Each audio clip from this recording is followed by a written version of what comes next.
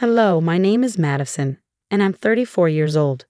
When I was growing up, my biggest dream was to be a journalist or work with magazines. I loved writing and was good at keeping up with trends. So it wasn't surprising that I decided to study journalism and media in college. After I graduated, I worked for several companies, but none of them were the big famous ones. I didn't mind because I was doing what I had always dreamed of. Eventually, I got a job at a pretty big company and felt like I had finally made it. A few years after I graduated college, when I was about 28, I met my husband, Scott. Scott's family was pretty wealthy and had their own business. I'm mentioning this because his mother, Tricia, always disliked me and insulted me. She thought I wasn't good enough for him and that I shouldn't have married him. Scott and I dated for about 3 years before we decided to get married. As I mentioned, Scott's mom, Tricia, didn't like me. She always put me down and made fun of me for working at a magazine and having a journalism degree. At first, her behavior really hurt me because no one should be treated like that.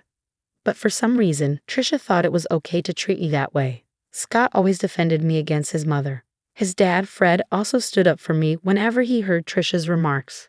I was thankful for both of them. As time went on, I started to get used to Tricia's insults. Scott even suggested that we limit contact with her. But I didn't agree. Scott worked with his dad, and if he stopped talking to his mom, it could make things awkward for Fred. Fred was a wonderful person, and I didn't want to put him in a tough spot. I also didn't want Scott to cut off his family because of me. I learned to deal with it mostly because we only saw Tricia twice a month at most. But things changed when Fred had to go overseas for a business project. Tricia didn't want to be alone, so Scott and I agreed to let her stay with us until Fred returned. I had a bad feeling about it, but I believed that family should always come first. Living with Tricia was really tough.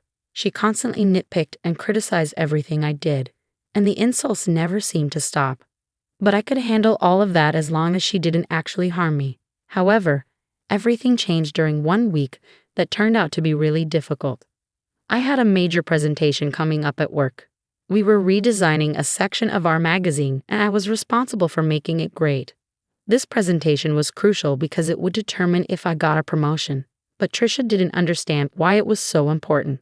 I don't think knowing would have changed her opinion of me anyway. Since Tricia was staying with us, she saw how stressed I was about it. The night before my big presentation, I was talking to Scott about how nervous I felt when she overheard us. She walked into the living room and decided to share her thoughts. "This is a big deal. All the top bosses will be watching me. I can't imagine how scary this must be for you. I'm glad you had it easier with your business, but this is such a different game. I'm so scared of messing everything up." "Don't say that. You'll do great." I wish I could believe that. I just feel so unsure of everything. What if I mess up the presentation? I couldn't help but overhear you both talking.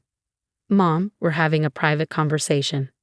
"Well, Madison, I just wanted to say that you have nothing to worry about. You probably don't have the skills for this, so you'll probably do badly tomorrow." "Excuse me?" "Just treat it as a chance to quit your job and be a housewife. Then maybe you'll be good enough for my son. I can't believe he married a journalist." "Mom, you're crossing a line. Leave." "You know what? I don't have time for your nonsense, Tricia. I have bigger things to worry about than your opinion of me and my relationship with your son." "How dare you talk to me like that?" "So it's fine for you to talk to me that way, but not the other way around." "Scott, say something. Your wife is disrespecting your mother. She's just standing up for herself. I don't see anything wrong with it. She's manipulating you. Look at how easily you can turn your back on family. Madison will regret this." I was furious at Tricia for barging into Scott's and my conversation and insulting me so blatantly. Scott tried to apologize for his mother's behavior, but I stopped him. He wasn't responsible for her hurtful words. After that, we decided to call it a night and went to sleep. I was too focused on everything else to even think about Tricia's threat towards me. I figured she would just continue tormenting me, which honestly, I didn't care about at that moment. Dealing with her could wait until after my presentation. The next day, I hurried into work with my laptop, ready for my presentation. But when I opened it, I realized something was terribly wrong. All the files on my desktop were gone, and my laptop had been reset. I started to panic. I had emailed the presentation to myself, so I tried to calm down. But when I logged into my email, I saw that all my emails were deleted, even from the trash. My heart sank and tears filled my eyes. I felt an overwhelming fear. I had to explain everything to my boss, who was not happy. He yelled at me for a while before telling me not to bother with the presentation because he had someone else do it in case I messed up. I knew then that any chance for me to advance in the company was gone. I couldn't believe this was happening. I rushed home in tears. Scott hadn't left for work yet, and when he saw me, he took the day off to be with me. He held me as I cried, and when I calmed down a bit, he asked me what happened. "What's wrong, honey? Did the presentation not go well?" "There was no presentation, at least not one that I gave." "Huh? What do you mean? You put so much effort into preparing for it. You hardly slept those past few days because you were working so hard." "I know, but when I got there, I opened my laptop and found out that everything had been deleted." "What? How did that happen?" "I don't know. It was really embarrassing and humiliating to have to explain it to my boss." "Wait, did you not back it up somewhere else?" "Yeah, I emailed it to myself, but even my inbox and trash were emptied." "Oh my God, I'm so sorry this happened." "What did your boss say?" "He yelled at me a lot, called me unprofessional and lazy. He had someone else do the presentation." "But you still have your job, right?" "Yeah, but I'm stuck in this position. I can't move up or get promoted. I'm done here." "Don't worry, honey. You'll find a better job. I'll be here for you through it all. Just keep working here until you're ready to leave." "Yeah, I'll give my notice now. I can't believe I worked so hard for this, and just when I was close, it slipped away." I felt really down after that. I take pride in doing well on my projects, so what happened was really tough for me. It was traumatic, to say the least. I wasn't given any more important work at my job. I held off on quitting, but after another week, I knew it was time. I handed in my notice and waited for my time to be up. Through it all, Trisha seemed strangely happy. She saw me crying once and made remarks about how she knew I would fail. At first, I was mad at her, but then I started thinking about her behavior. Maybe she was happy because she thought I would finally become a housewife, or maybe she was happy because she had something to do with my career falling apart. I can't quite explain it, but I had this gut feeling that Trisha had something to do with my laptop troubles. I wanted to talk to Scott about it, but I needed evidence first. So I decided to set up a hidden camera in the office to catch Trisha in the act. I ordered a camera disguised as a smoke detector and installed it on the ceiling. I connected it to my phone and got ready to implement my plan. The next step was to somehow let Trisha know about my upcoming presentation. That wasn't too hard. I just paced around the office looking worried. Scott was still at work, unaware of what I was doing. Trisha noticed my anxious behavior and asked what was going on. "What's wrong? Are you stressed about another project?" "I need to tell someone. Since you asked, I've been given another chance to present my work, and it could lead to a raise." "Oh, really?" "Yeah, and I'm really nervous because this is my last chance to get things right, and I have to do it well." "Why aren't you telling Scott? Is it because you're embarrassed about your job?" "No, it's because I don't want to disappoint him again. Just keep it between us, okay? I'm not promising anything, but it'll be interesting to see what happens tomorrow." "Why do you always want me to fail?" "I just think you'd be better off as a housewife. It's less embarrassing than what you're doing now." "I don't have time for this, and I don't care what you think. Please leave me alone so I can practice my presentation before Scott gets home." Trisha left, but not before giving my laptop a look and smirking at me. I had a feeling something was up. I stayed in the office a little longer, only leaving when Scott came home. Trisha didn't mention my presentation, but she kept smirking at me during dinner.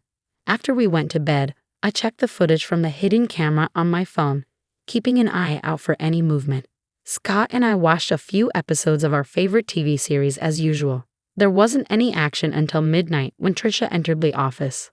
I quickly showed Scott what was happening on my phone. He seemed puzzled at first, but then he saw Trisha messing with my laptop until it shut off and restarted. Scott looked at me shocked. I explained what I had done, and he was furious with Trisha. Trisha was still in the office, snooping through my files. Scott got up and stormed into the office. He flung the door open, and Trisha looked startled when she saw him. Scott tried to stay calm and asked her what she was doing. "What are you doing in here, Mom?" "Oh, nothing." "Really? Then why is Madison's laptop still open?" Are you accusing me of going through her stuff? I think you did more than that, Mom. Firstly, I came in here because I thought this room needed tidying up. And secondly, you know your wife isn't forgetful. She wouldn't leave her laptop open. You wanted to clean the office at midnight, and don't talk about Madison like that. Don't talk to me like that. I'm still your mother. Yeah, my mother who loves to hurt and sabotage my wife. What are you saying? We caught you on camera resetting Madison's laptop. You were spying on me? No, we just wanted to make sure that what happened to Madison wouldn't happen again. That's disgusting. How could you film me without my consent? I didn't put cameras in your room. I put one in my office, and you went in there without my permission. And even if it was wrong, it's nothing compared to what you did to Madison. I want you out of our house tomorrow. But I'll be all alone, Trisha protested. I don't care. I don't want to talk to you. The next morning, Trisha tried to delay things by helping with breakfast and washing dishes, but Scott wasn't having it. As soon as she finished, Scott came down with her bags and told her he'd packed for her and ordered her an Uber. Trisha pleaded with him to let her stay, even crying, which was unusual for her as she usually made others cry. Scott ignored her and went to our room. Trisha turned to me and started yelling, blaming me for setting her up.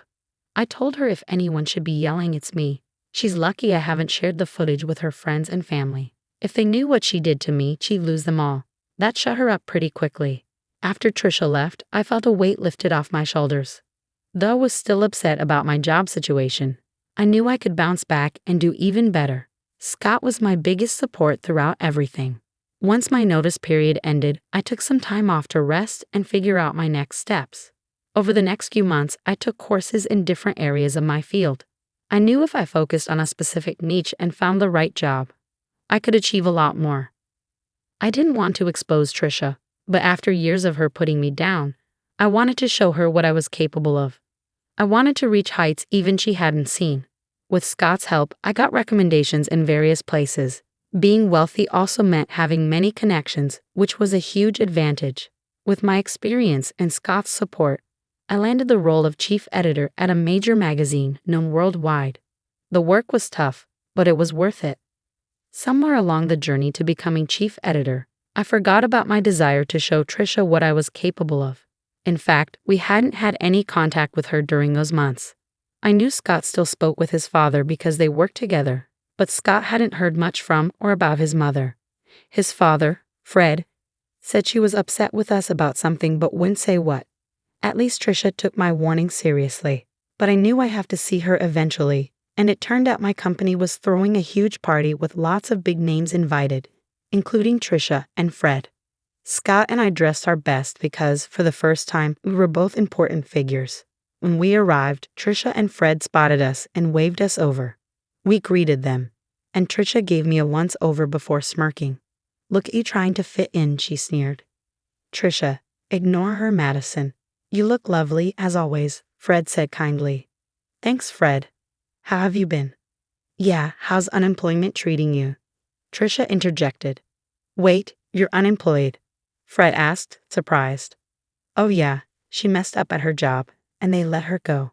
I've always said she's not good enough for our son. Look at her, she can't even keep a job, Trisha mocked. That's enough, Mom, Scott said sternly. Stop siding with her. It's bad enough having to see her everywhere. We wouldn't have to if you just left her like I said, Trisha insisted. Okay, that's enough. Either you stop talking or I'm leaving, Scott warned. But Madison, sweetie, if you need a job, let me know. It would be great to work with you, Fred offered sincerely. That's really kind of you, Fred, but I can't accept the offer, I replied. Of course not.